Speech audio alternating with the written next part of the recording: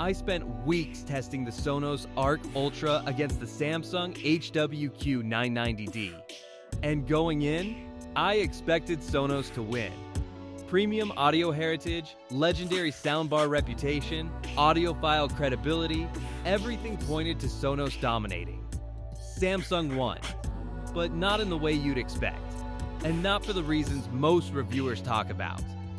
By the end of this video, you'll know exactly which system is right for your situation, why the price difference between these two is more complicated than it looks, and what both brands are hiding in their marketing. Stick around. Let's start with the number that changes everything in this comparison. To get a complete Sonos surround system, Arc Ultra soundbar, sub-4 subwoofer, and a pair of Era 300 rear speakers, you're spending around $2,796 at full retail. Arc Ultra is $1,099, two Era 300s are $449 each. That's the complete system. The Samsung HW-Q990D launched at $1,099 and has been heavily discounted. Available at major retailers for around $900 to $1,100. And that single price gets you everything. Main soundbar, wireless subwoofer, wireless rear speakers, 22 drivers across 4 units, 11.4 channel Dolby Atmos with DTS-X support, 2 HDMI 2.1 inputs for 4K 120Hz gaming pass-through. The whole system in one box. So before we've heard a single note, you're looking at a potential $1,700 gap between these two systems. That context shapes every other comparison we're about to make. Let's talk about what Sonos actually sounds like. Because on pure audio quality, it's genuinely exceptional. The Arc Ultra delivers the most refined, precise sound I've heard from any soundbar.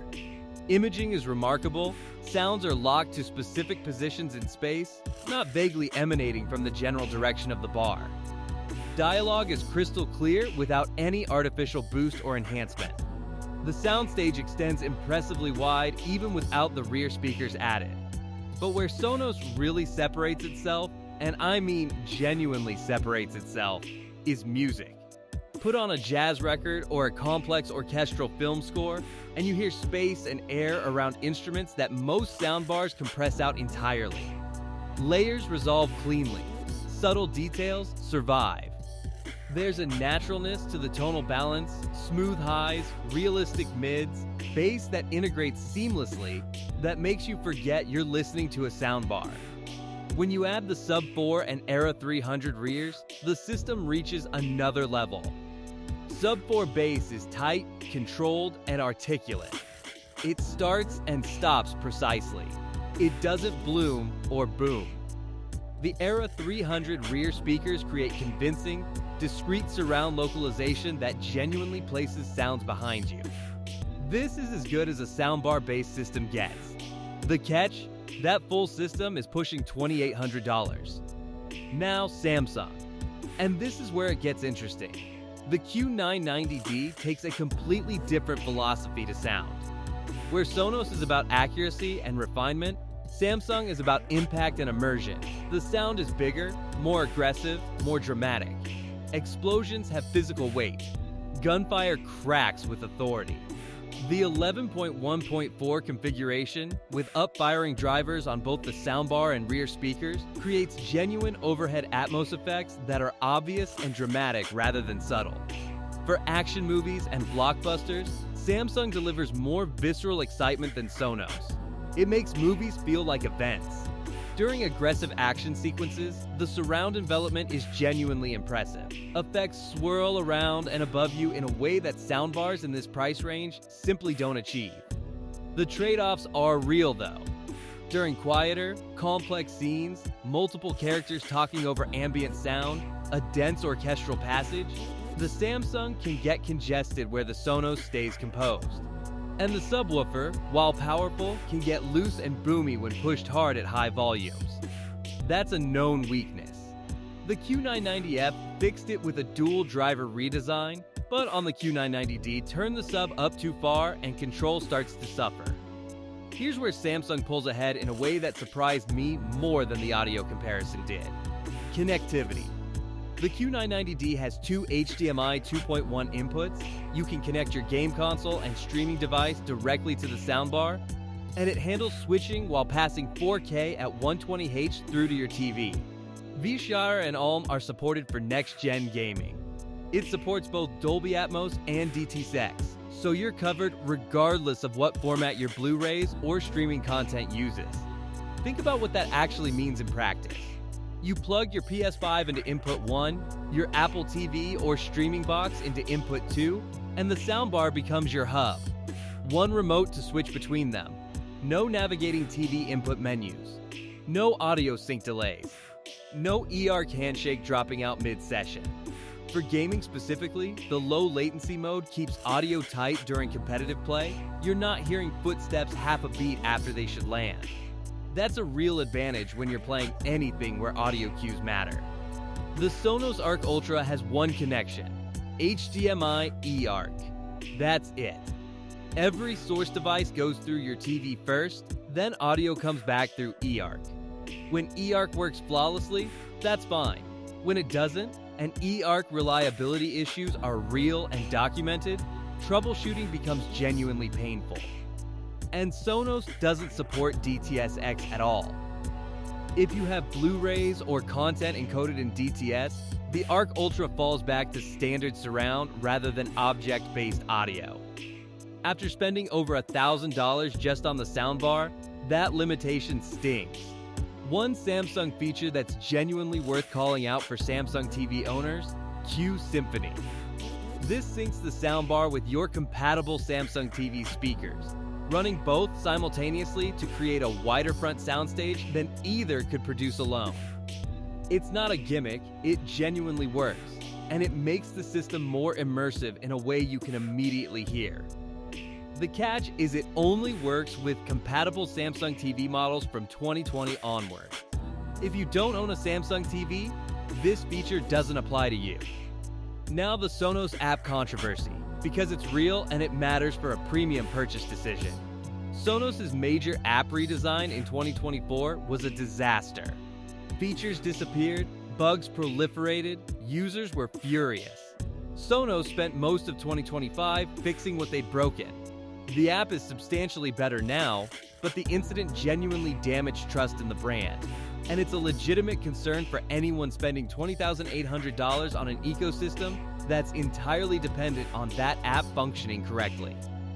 Samsung SmartThings app is functional and unremarkable. You set it up once, occasionally adjust EC, and mostly use your TV remote from that point forward. It's not impressive. It's also not a source of anxiety. One area that doesn't get enough attention in soundbar comparisons: room calibration. Both systems have it, and the difference in approach is revealing. Sonos TruePlay uses your phone's microphone to listen to test tones played through the system while you walk around your room. It measures how sound reflects off your specific walls, floors, and furniture, then adjusts the EC and speaker output accordingly. After running TruePlay, soundbars that previously sounded too bright or bass-heavy in your specific space become balanced and natural.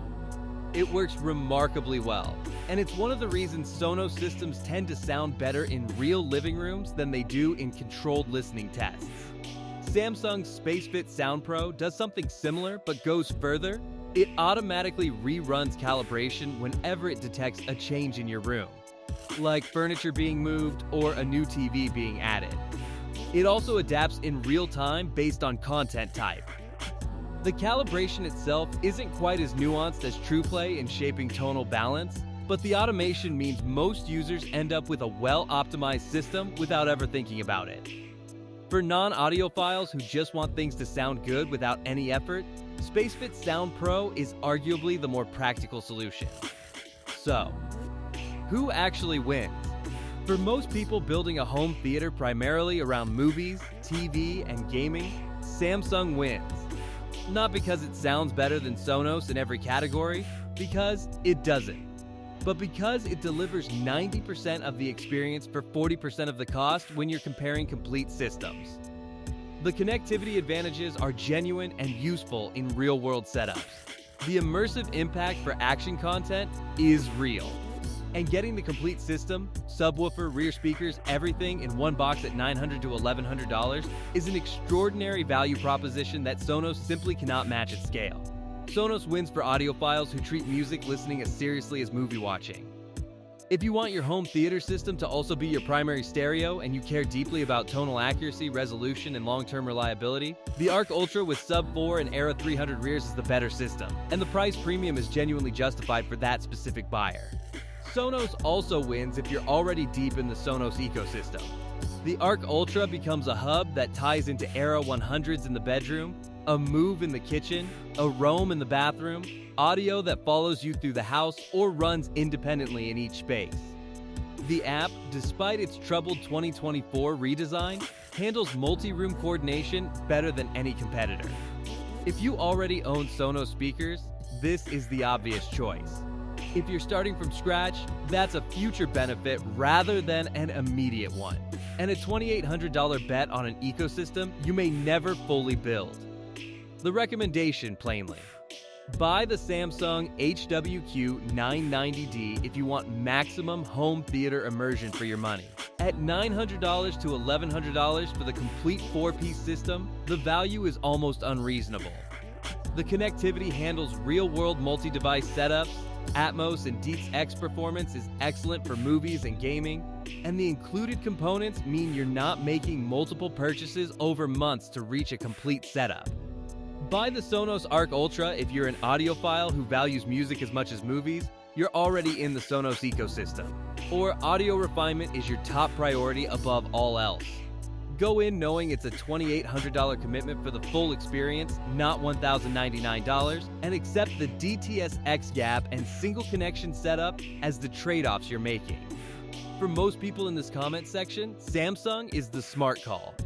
The value math is simply overwhelming, and the home theater performance is genuinely excellent. Sonos is for a specific kind of buyer, and if that's you, you already know it. Drop a comment below telling me which way you're leaning and why. I read and respond to all of them. Hit the like button if this comparison actually helped you think it through, and subscribe if you want more honest head-to-head tests like this one without the brand loyalty bias. See you in the next one.